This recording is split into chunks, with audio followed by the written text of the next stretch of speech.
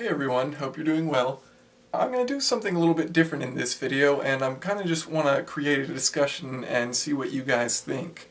Motor Trend has announced that the 2015 Mustang will come with an independent rear suspension. Now this isn't new news or anything, but I just want to see what you guys think, if it should stick with the live solid axle that it currently has, or if it should be switching to an independent rear suspension and getting with the times, so to speak. So I'm going to present the arguments for each side, some of the benefits of each, an independent rear suspension versus a live axle, and then I want you to tell me which one it should have and why.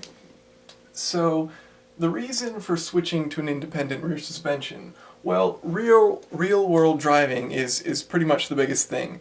Roads aren't perfect. They're not perfectly flat, and there's potholes, there's bumps, there's gravel that'll get thrown on the road, and you want your tires to be able to react independently of one another rather than dependently of one another. So as you're going around a corner and you're hitting these different things, if you have a solid axle, both tires are affected and you can lose traction much more easily than having an independent rear suspension where one tire can remain in perfect contact while the other reacts to an obstacle. So this means better traction and a safer vehicle.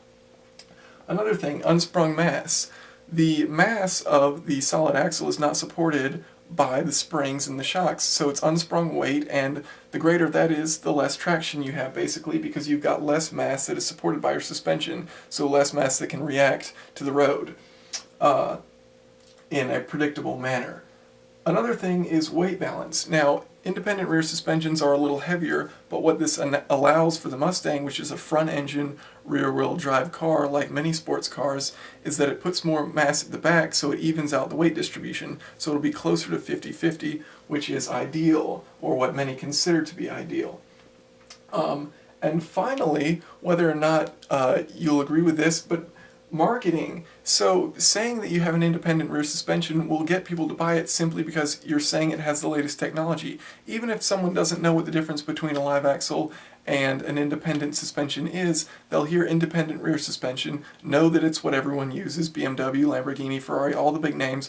Pretty much all companies now that have sports cars that are rear-wheel drive have independent rear suspensions. So everyone knows this. They associate independent rear suspensions with top-of-the-line modern technology, and so they buy it. So simply by putting in an independent rear suspension, Ford may see a financial gain from people saying, oh, they've gotten with the times, now they've got the latest technology, yes, I'm going to buy it now. Even if, say that their solid axle is better than, say, the Camaro's independent suspension, which that's to be argued, I don't really know myself, but say it were, people wouldn't say that it was. If you were to ask someone, oh, is the Camaro's independent rear suspension or the Mustang's live axle a better suspension? Everyone will pretty much just say the independent rear suspension if they have no knowledge of the subject, just because it's the modern thing. So Ford could see a financial gain, and that's an argument for doing it. Not really an argument from an engineer's perspective, but an argument nonetheless.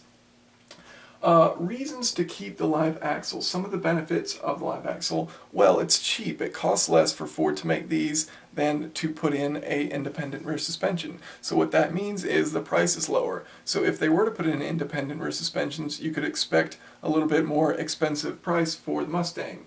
Also, this doesn't require future research, which goes into that expense. No research, no development, or not no, but little compared to if they have to design a whole new suspension, which they'll likely revise the ones that they've already put into action before and kind of test it out rather than just develop something totally new, but who knows, maybe they'll just do something totally new.